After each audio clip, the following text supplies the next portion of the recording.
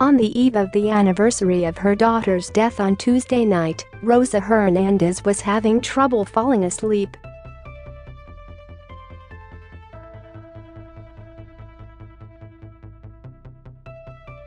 Doctors had delayed giving Rosaura chemotherapy because she was pregnant and they didn't want to harm the fetus.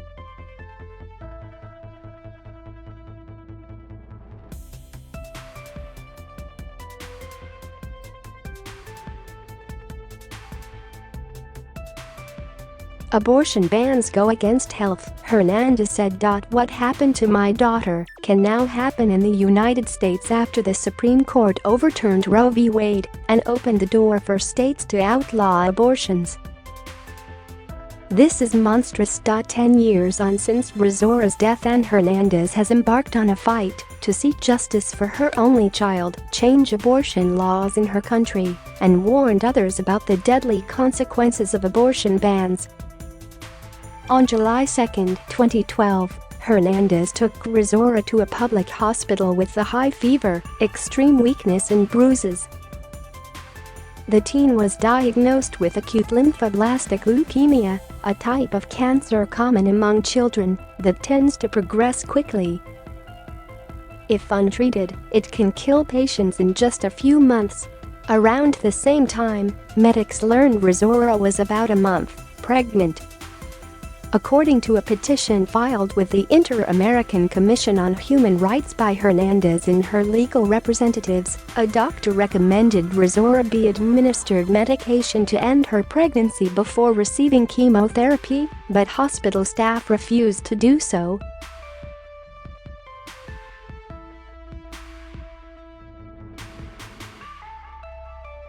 Through the petition, Hernández and her legal team are urging government officials in the Dominican Republic to assume responsibility over Rosaura's death.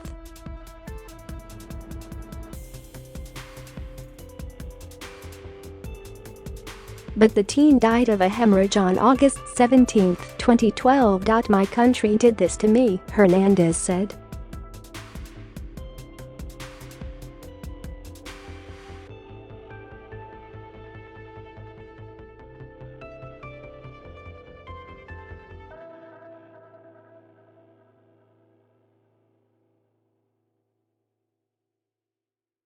Some of those families came together on Wednesday to help reignite the fight against the Dominican Republic's total abortion ban that started last year after President Luis Abinader walked back on a campaign promise to decriminalize abortion under specific circumstances.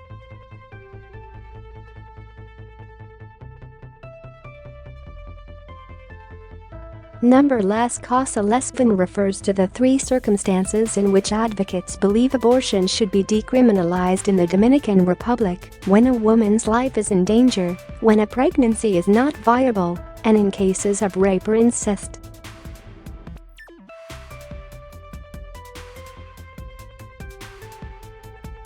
Mejia, a mother of two, was pregnant with her third child when she went to the hospital after starting to lose amniotic fluid.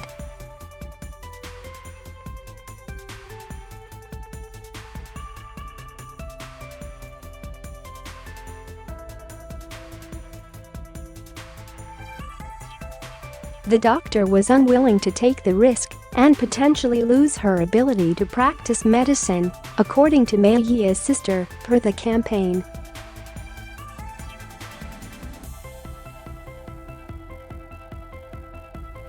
In the U.S., a 26-year-old pregnant woman in Texas went through a similar risk after the state started enforcing a new law banning all abortions after fetal cardiac activity is detected, which usually happens at about 6 weeks of pregnancy.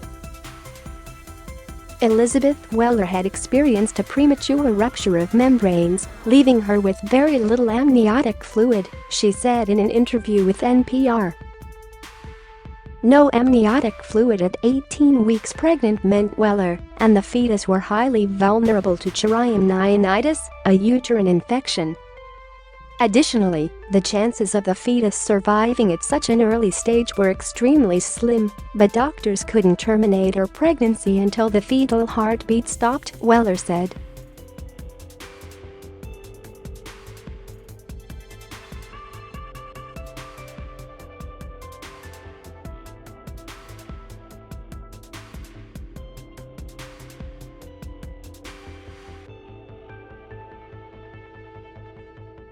In the Dominican Republic, other families who lost relatives to pregnancy complications joined Hernández outside Congress to press on the urgency around changing the law.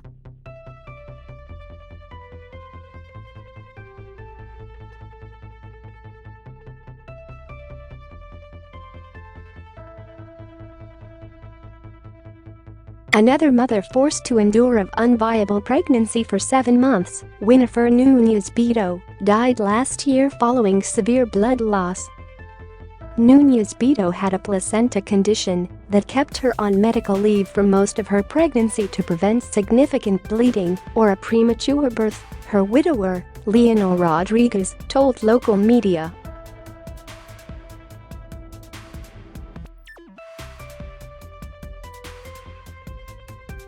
They asked 3 doctors to help terminate her pregnancy, but they all refused, Diario Libre reported. Núñez-Beto was a mother to a 2-year-old girl at the time of her death. "I try to live to bring my voice to the world, because this cannot stay like this," Hernández said.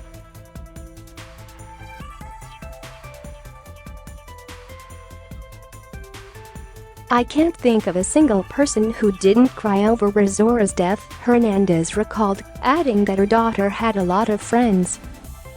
In the U.S., Roe's repeal opened the door for 10 states to implement abortion bans. 5 states have restricted access to abortions but haven't banned the procedure, and 7 states have pending bans that could go into effect later in the year.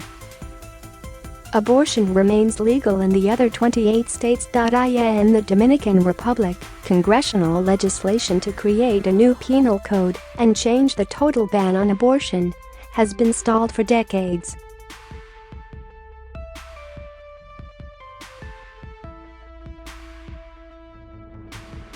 They point to Latin American countries such as Colombia, Argentina and parts of Mexico that have recently legalized abortions. "After her daughter's death, my whole family was destroyed," Hernández said. "But now, I just..." And finally, thank you all for watching the video. Please like and comment your opinion so we can discuss together. Don't forget to subscribe, press the bell to follow and update many other interesting news. See you in the next videos. Goodbye.